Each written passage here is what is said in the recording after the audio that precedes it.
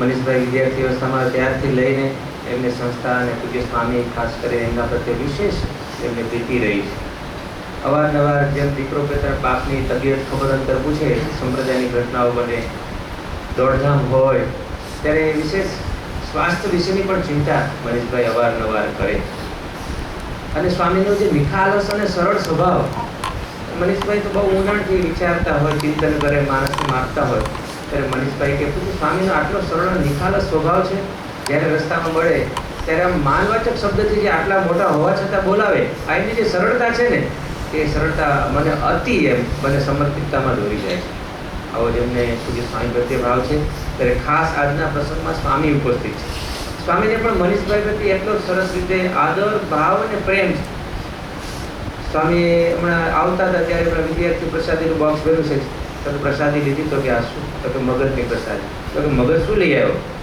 વિશેષ મારે સાટા આપવા છે પ્રસાદીનું બોક્સ. સ્વામીને પણ એક હૃદયનો ભાવ છે.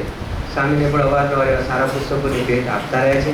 ત્યારે પૂજ્ય સ્વામીના ચરણોમાં પ્રાર્થના કરું કે એવા આશીર્વાદ પાઠવે કે એ દિન પ્રતિદિન પ્રગતિ સાધતા રહે, જે કંઈ જગતના અનુભવો છે આપણા સુધી લઈ જાય અને આપણને પહોંચાડે, અને આપણો પણ સંસ્થાના વિકાસમાં એમની પણ કાયમી સેવા મળતી રહે, એવી શુભ ભાવના સાથે આશીર્વાદ આપશે પૂજ્ય સ્વામી.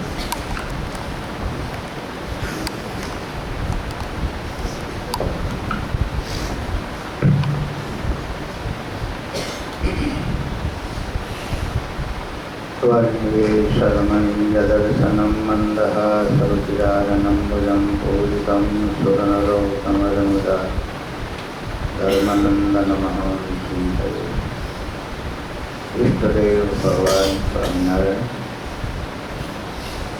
प्रधानाचार्य पूज्य श्री रामभाईजी, सुखानुभगत हरिश्री धर्मानंदाजी स्वामी, शास्त्री स्वामी, ભક્તવત્સલદાસજી મનસ્વામી,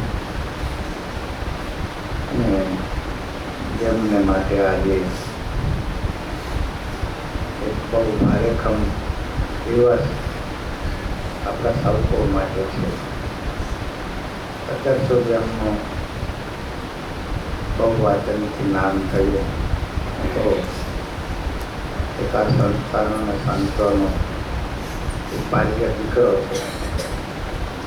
કાયમી પુકારે બોલાવું છું જેમને, તો ભાઈ શ્રી મનીષ, અધ્યાપક, સર્વે પૂજનીય સંતો, પાર્ષદો અને વાલા ઋષિકુમારો.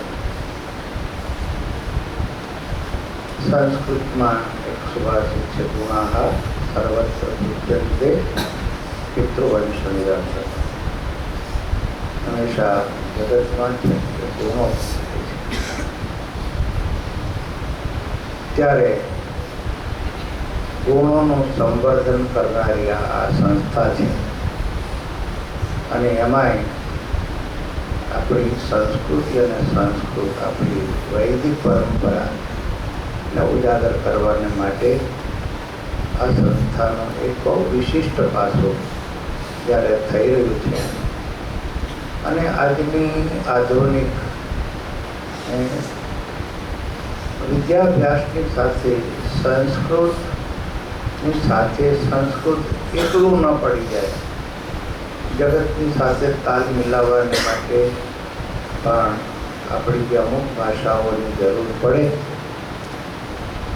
અને એના માટે અંગ્રેજી માધ્યમની પણ ખૂબ જરૂર છે. જ્યારે દર્શનમની શરૂઆત થઈ ત્યારે આ બાબતની પસંદગી મનીષ ઉપર સંતોષ ઉતરી, કારણ કે એ ગુરુકુળમાં ઉછરીને મોટો થયેલો છોડ એનો સુગંધિત એ પુષ્પ છે. ગાંધીજીએ નાત જાતના ભેદની વાતો કદાચ 60 વર્ષ પહેલાં કરી છે, પણ સહજાનંદ સ્વામીએ તો 200 વર્ષ 250 વર્ષની આજુબાજુ મહારાજ આવી ક્રાંતિ કરી. આ ગુરુકુળની સ્થાપના થઈ ત્યારે રોહનભાઈ જેવાએ કહ્યું કે આપણે સત્સંગીના બાળકોને ક્યાં ભણાવવા સ્વામી? સ્વામી કે કોઈ ગામડાના અવળ માણસે કીધું હોત ને તો હું સમજી શકત. આપ જેવા સાક્ષર માણસ મને આ વાત કરો છો, મને નથી. મારી ડિક્શનરીમાં કોઈ જાતના ભેદ જ નથી. એટલે કહેવાનું તાત્પર્ય એક જ છે કે આપણી આ મહાન સંસ્કૃતિને ઉજાગર કરવાને માટે આપણે બધાએ સાથે મળીને એક બહુ સરસ મજાનું અભિયાન ચલાવીએ છીએ. કહેવાય છે ને કે માણસ કેટલું જીવો ને એ મહત્વનું નથી, કેવું જીવો ને એ મહત્વની બાબત છે.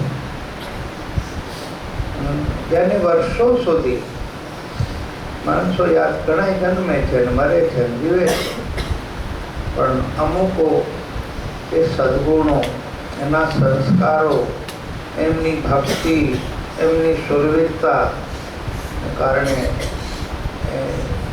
ઇતિહાસમાં અમર થઈ ગયા. તો કેટલાય રાજા મહારાજાઓ અને બધાય જતા રહ્યા છે, કોઈ શાશ્વત નથી.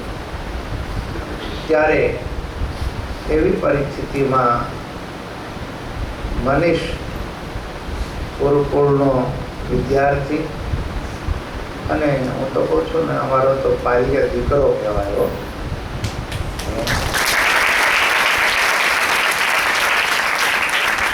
એટલે એના માટે અહીંયા શબ્દો અને ભાવનાઓથી મને લાગે છે આજે એને ઢાંકી દીધો છે. એના સદગુણોની આપણે જે પૂજા કરી છે.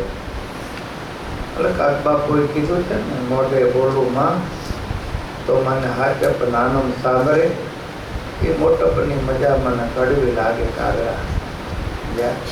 એટલે ગુરુકુળનું સંતાન છે, સંતોનું બાળક છે.